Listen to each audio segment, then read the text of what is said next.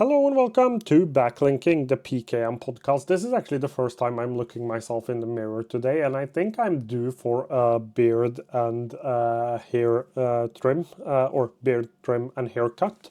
But that's another story. In today's episode, I wanted to talk about phones. And more specifically, I wanted to talk a little bit about how to use a phone less. And there are some strategies and some tips, but I wanted to talk like more generally about the philosophy behind it. Like, why am I trying to use my phone a lot less? That's the first thing we'll have to go through. Then we will go through like some of the needed mindset shifts.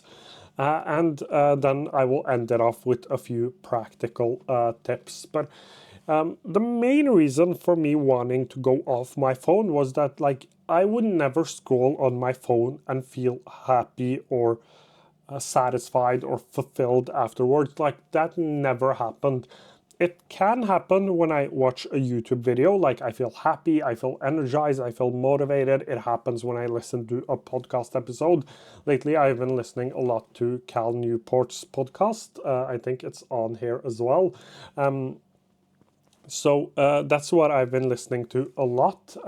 And many of the ideas are probably they correlate directly with a lot of the things he says, because I just finished, or a month ago, I finished Digital Minimalism, and I took a lot away from that book. It gave me a lot of ideas to how I could apply some of the same stuff.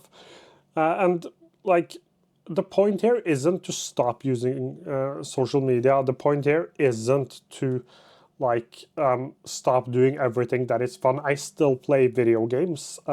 I even still play games on my phone, and I think that is okay. Like, lately, I've been really into TFT, which is a League of Legends game, sort of card game. It isn't a card game. It is close to Hearthstone, which I also played a lot when I was younger. But like, I've been really into video games again. So it isn't necessarily just about stopping to use screens. There are benefits to using screens less, but that isn't the only thing I'm trying to accomplish here. The main thing I'm trying to accomplish is to do more stuff that makes me happy. That's like my whole goal in life, is to do more stuff, do less of the stuff I don't like, and do more of the stuff I like. That's like my simple life philosophy. That's how I'm trying to live my life. And that means that, like, first I had to figure out like what type of things I do on the screen actually gives me energy. YouTube a lot of the times makes me happier, gives me energy. I almost never feel down after watching a YouTube video. After watching 15 YouTube videos in a row, I might feel a little down, but like watching one or two in the evening before I get ready to go to bed, like that always motivates me. It entertains me, it makes me happier. The same goes for like TV shows. I'm not that into movies. I like some documentaries, but I'm not that into movies generally. But TV shows, I can like a lot of them. Generally more documentary style. It's just what I enjoy watching. I can't tell you why. Probably because I am a nerd, and I will always be a nerd. But the point is, like, I'm not stopping to use screens. I'm not like saying screens bad, real life good. That's not what I'm trying to say here. Even though, as I mentioned, there are benefits of using screens a lot less. But I won't dive too much into those things. The point is to do more things that make you happier. And in order, as I said, to do that, I had to like figure out what kind of things on the screen gives me something, what kinds of things on screens takes away a lot from me. I found that TikTok, Instagram, social media in general, except for YouTube, and YouTube Short still does that, but not YouTube long form. So mainly YouTube long form doesn't do that in the same way. Like, I almost never feel regret after watching a couple of YouTube videos, but after scrolling TikTok for 45 minutes, I feel a lot of regret, and I can't even tell you what I watched. which is a little bit of a problem, and it was really annoying. So those had to go. Another one was X Blue Sky. Blue Sky isn't that bad because there aren't people on Blue Sky, so there isn't a lot to see. But Threads, X, Reddit was something I spent a lot of time on reading about different productivity applications. So those had to go too. And what I was left with was like a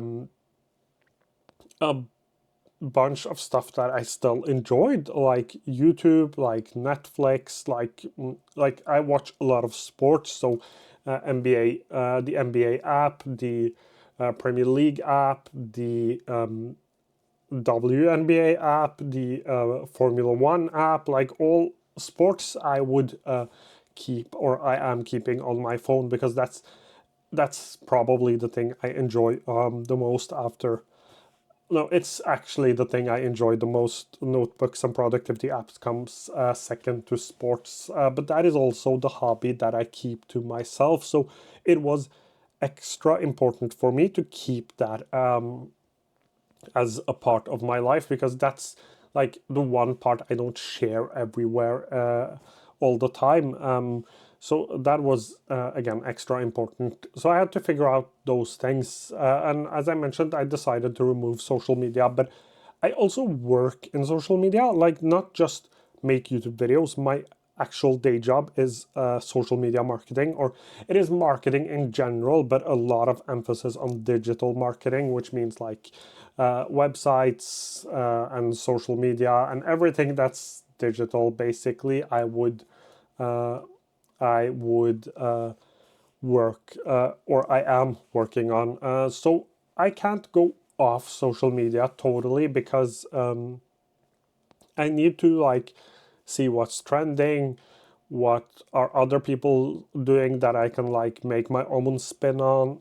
So things like that I actually need in my life. I don't know if anyone else does, but I actually need them, like need to be able to use them. So what I did is that I actually went for a two-phone strategy. I know that this isn't available for everyone, because like having two phones can be a little expensive. I just used my old phone. This battery is terrible, like almost useless battery on this one. But what I did is that I turned off all notifications, and this is my work phone. So here I actually I have all of my social medias on here, but this only gets to live on my desk, or I get to bring it to my office. It never goes in the kitchen, in the living room, in my bedroom. It always stays on my desk. The same is for when I travel. If I travel and I have to work, I will bring this phone with me, but it will only stay on my desk. Then I have a secondary phone, which has a lot better battery because it's newer. This is my day-to-day phone. So here I have the most important things: messages, email, things like that.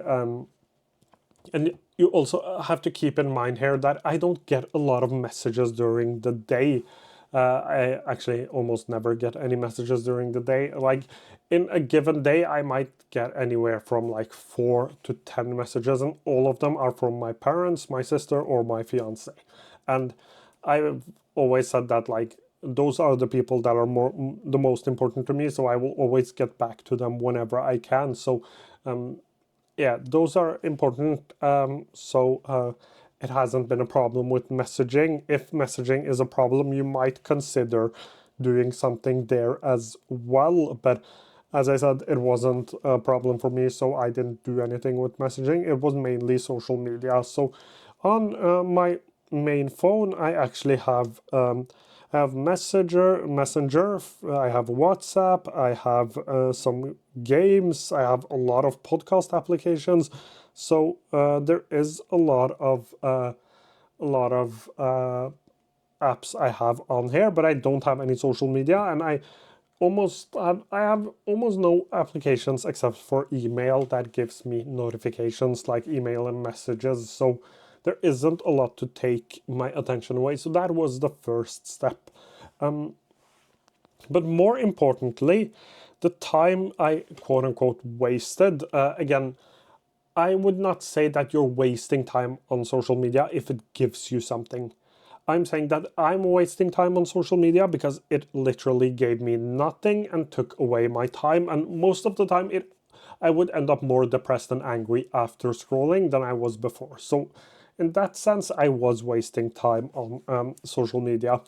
And I had to change that with something. So, I wanted also to spend a little less time on screens, so I started to get into drawing, which I'm not really good at. I actually showed some of my drawings on my other YouTube channel, but like I can't draw if my life depended on it, which is weird since I design a lot at work, but that's just how it is. But I went into drawing. I will continue to try to draw. But the second thing I did was that I got into leather crafts. So I've been into these traveler's notebook style covers, and this one I actually made myself for those of you watching. For those of you listening, this is just a really basic traveler's notebook. So a sheet of leather and a couple of holes, and just putting an elastic through. That's basically all. And I tried it. It was really easy, but it was also really, really fun. And that was important. I had to find something where I was able to use my hands and where I could make something. I think this comes from the book Digital Minimalism, probably other places as well, but I read it in Digital Minimalism, and Cal Newport calls this high quality leisure, like making things is high quality leisure, and I needed something high quality to like spend my time on, and it like I've never been as happy as when I made this leather cover notebook, even though it was probably the simplest thing I've made like ever.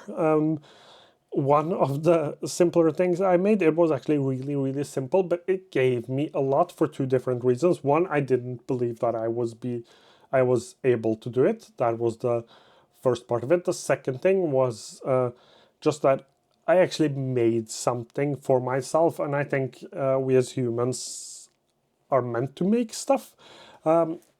Everyone I talk to always get a lot happier when they make stuff, fix stuff. So I needed that kind of like high quality leisure. And for me, I tested out a bunch of stuff. I tested out painting, I tested out writing, I tested out drawing, I tested out a bunch of stuff, but a lot of the things I tested out were too close to my work. So I ended up going for leather crafts, which is great because now I can make a lot of these notebook covers. I'm planning to make a trifold one as well, and probably a belt, and there are so many things I want to make. But basically, the point was that I found something outside of screens that was really fun to do, and that I would prioritize because I enjoyed doing it.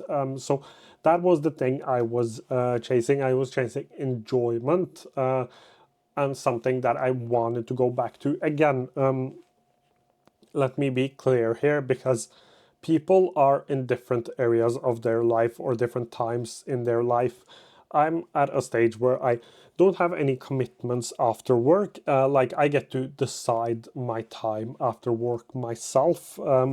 I can do whatever I want when I'm off work. I don't have, as I said, any commitments. I don't have too many financial commitments either, again, because of my age, probably. I don't own a house, I don't have a mortgage to pay off, I don't have that much debt. I have a little bit from when I studied, but it isn't that much and it isn't that big of a problem. So I have a lot of money to like test out different stuff. If you're not as lucky as I am, you might want to go about it a little differently. So I bought supplies for different things, or that isn't true. My fiance is really into arts and crafts. She actually studied arts and crafts, and she has a bachelor, or soon has a bachelor's degree in arts, and I'm actually not exactly sure what the study is called.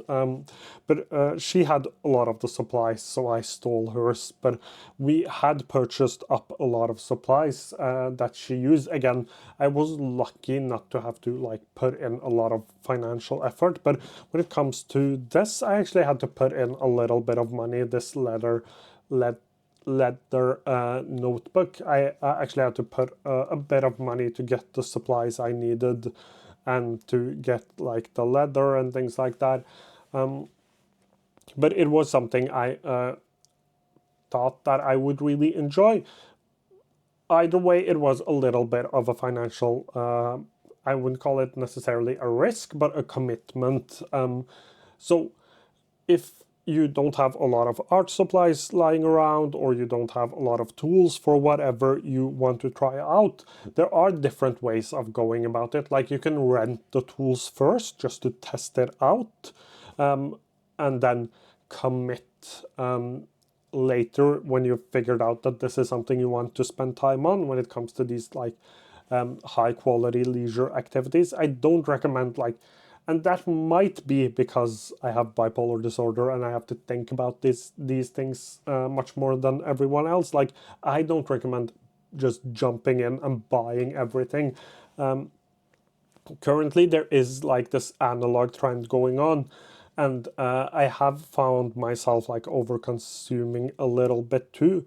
And I try to not be too harsh on myself for it, because I know that we're like fighting all of these companies trying to market to us. But the point is that like as someone who has a tendency to like go overboard when it comes to spending, because like sometimes I have manic episodes where I will use a lot of money. So I have to think about these things. That's why I'm trying to mention it. Like, don't go overboard at first. Try renting stuff. Try seeing if you have any friends or family members that want to borrow you some of the tools, like I borrowed from my fiance. Again, you might not be as lucky to have like someone living with you that has all of the tools, but you might have a family member that has some of the tools you need to try out something new. But I think it is important to try something interesting instead of sitting on your phone. If you try to like tell yourself that instead of sitting on your phone 1 to 2 to 3 hours each day, you will sit down and read, but you don't enjoy reading, so you will have to like start with some easy books to get into it and read 20 to 30 pages each day. But like 20 to 30 pages doesn't take you an hour or two, so you suddenly have an hour or two that you have no idea what you want to do. Like you have no clue what you want to do with those hours, so you end up going back to your phone. That's what we are trying to avoid here. So basically what I'm trying to say is that you need some sort of activity to do instead of spending your time on your phone, and it needs to be something you find really interesting. I think reading is a good one, but after reading, as someone who read a lot and stopped and has started again, it is something you need to slowly get back into. I started with reading like 10 to 20 pages each day. Now I'm at around 30, 40 pages each day. So you need to slowly build that habit again. And now I can read some books that are a little more difficult. I actually think Cal Newport talks about this in his latest podcast episode. I don't have it here right now, but that was the one I listened to. It actually came out today, the same day as this one. But basically, reading is something that many people need to like slowly get back into. So you need something else as well. And I recommend something that like you where you build stuff, because I think you get a lot back from that. Just seeing something you built or made with your own hands, it made me a lot happier. So that is what I recommend. Apart from that, like for me, things like sports, things like video games has been important too. Not that I'm saying that those are like high quality leisure activities, but those are things that are important to me and that I find fun and that I want to spend more time on, and I want to spend less time on algorithms. So it all depends a little bit. I think the main point here is to start with figuring out what the different applications actually mean to you, what they give you, what they take away from you, and then figuring out what you could think of doing instead. For me, was all about just getting off screens. That was the main thing, because I would start comparing myself to others, and I would get in this really bad headspace. So it was important for me to just stay away from screens and mainly social media, at least a couple of hours each day. Since I also work in social media, like I obsess over numbers all the time. So having a place where I can like turn off my phone and do something else meant a lot to me and to my mental health. So that was my main reason. You will need to figure out your main reason, and you will need to build a system around that. Just like everything else, like you first need to figure out the issue, then you need to build a system or a habit around that. But I think that covers today's podcast episode. If you have any questions, leave them down below. I will try to get to them as soon as I can. Thank you so much for watching or listening to today's episode.